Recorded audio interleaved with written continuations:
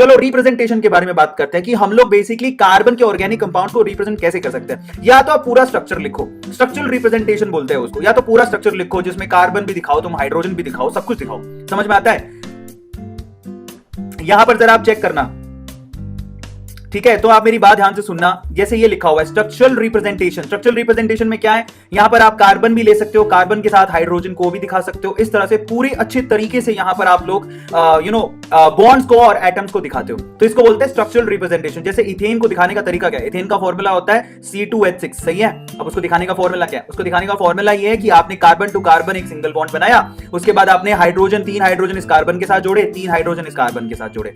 तो इस तरह से आप लोगों को यहां पर C2H6 का स्ट्रक्चर दिखाई दे, इथेन बोलते हैं। अगर मैं बात करूं इथीन की, तो उसमें भी आप पूरा दिखाओ, देखो carbon to carbon double bond है, उसके बाद 2 हाइड्रोजन इस तरह से जोड़ दिए। इसको बोलते हैं स्ट्रक्चरल रिप्रेजेंटेशन, जो कि थोड़ी बोरिंग है। कैसे दिखाओगे यार, बार बार कार्बन बनाओ, बॉन्ड बनाओ, समझ में आ रहा है? और जैसे मिथेनॉल को दिखाना है तो तरीका क्या है? ये देखो ऑक्सीजन में आपने लोन पेयर दिखा दिया, सब कुछ दिखा रहे हो आप। तो ये थोड़ी बोरिंग है, इसमें सब कुछ बनाना पड़ता है, लेकिन उससे भी अच्छा एक रिप्रेजेंट है जिसको हम लोग बोलते हैं, ये भी स्ट्रक्चरल रिप्रेजेंटेशन में आप यूं भी कर सकते हो, लेकिन आप उसमें बॉन्ड लाइन डायग्राम को भी यूज कर सकते हो। बॉन्ड लाइन डायग्राम है ना, वेरी इंटरेस्टिंग। आपको वहां पर कार्बन और हाइड्रोजन को दिखाना नहीं पड़ता। जैसे कि मैं आपको समझाता हूं, ये जो बना हुआ है ना, ये बॉन्ड लाइन डायग्राम है, और जबकि ये स्ट्रक्चरल रिप्रेजेंटेशन है। यहां पर देखो एक साइक्लिक कंपाउंड है, अगर आप देख रहे हो तो उसमें कार्बन और हाइड्रोजन प्रॉपर्ली दिखाई जा रहा है, दिखाई दे रहा है सब लोगों को?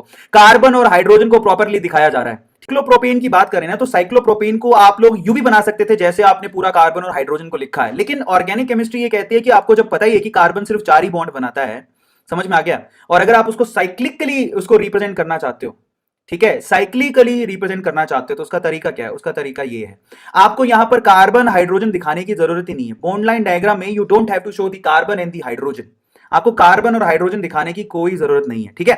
इसी तरह से देखो साइक्लोपेंटेन को यहां पर दिखाया गया है, उसको रिप्रेजेंट करने का तरीका क्या है? उसको रिप्रेजेंट करने का तरीका ये है, ठीक है? तो अब हम लोग थोड़ा और आगे चलते हैं। 2000 बच्चों ने लाइक कर दिया। मैं आपसे अभी भी कहूंगा कि आपके चैट मुझे तभी दिखेंगे जब आप लाइक करोगे, तो प्लीज लाइक दिस सेशन। इसी तरह से यहां नीचे साइक्लोहेक्सेन को दिखाया है, ठीक है, और साथ में क्लोरीन भी लगा हुआ है, तो उसको बॉन्ड लाइन डायग्राम में यूं दिखा सकते हो। हमारे लिए बॉन्ड लाइन डायग्राम की रिप्रेजेंटेशन है ना, थोड़ी चीजों को आसान बनाती है, तो इसीलिए हम लोग बॉन्ड लाइन डायग्राम को यूज करते हैं। मान लो किसको दिखाना हो, प्रोपेन को दिखाना हो, तो बजाय मैं प्रोपेन को बनाने की मैं सीधे यूं भी बना सकता हूं। देखो ये, इसको हम लोग प्रोपेन कहते हैं, एन प्रोपेन कहते हैं। मान लो मुझे ब्यूटेन दिखाना हो, तो ये एन ब्यूटेन हो गया।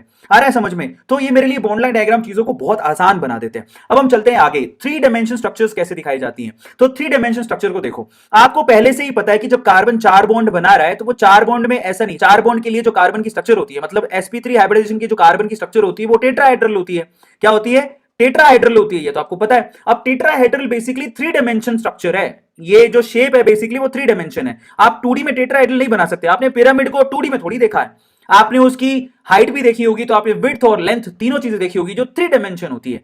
समझ में आ गया? 3 डायमेंशन को कैसे रिप्रेजेंट करते हैं? तो आप एक कार्बन को बनाओ, 3 डायमेंशन पक्का होगा कि टेट्राहेड्रल में जो 2 हाइड्रोजन होंगे वो कैसे, प्लेन के अंदर ही होंगे, लेकिन 2 हाइड्रोजन में से एक प्लेन के बाहर आपकी तरफ होगा, एक प्लेन के बाहर आपके अपोजिट डायरेक्शन में होगा। तो अपोजिट डायरेक्शन वाले को आप लोग किससे दिखाते हो? ये डैश लाइन से दिखाते हो। और आपकी तरफ वाले को कैसे दिखाते हो? वेज लाइन से दिखाते हो। ये 3 डायमेंशन को दिखाने का तरीका होता है। इसमें जो वेज लाइन आपको दिखाई दे रही ना, ये इसका मतलब ये आपकी तरफ आ रहा है, आपके पास है, और ये जो डैश लाइन दिख रही है वो है आपसे दूर।